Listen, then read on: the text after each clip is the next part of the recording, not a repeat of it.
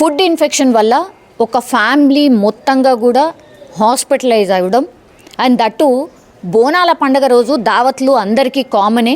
So అట్లనే వాళ్ళ చుట్టాలను పిలుచుకొని దావత్ చేసుకున్నటువంటి టైంలో మరి ఏం జరిగిందో ఏందో తెలీదు.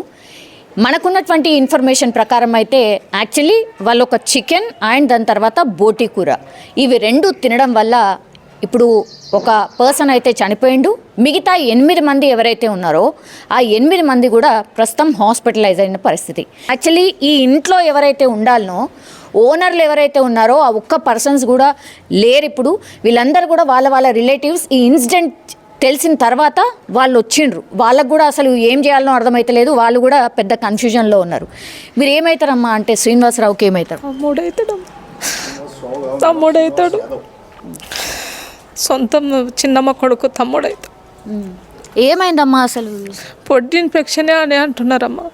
మేము అయిపోయినాక నాకు 11 గంటలకు కాల్ వచ్చింది.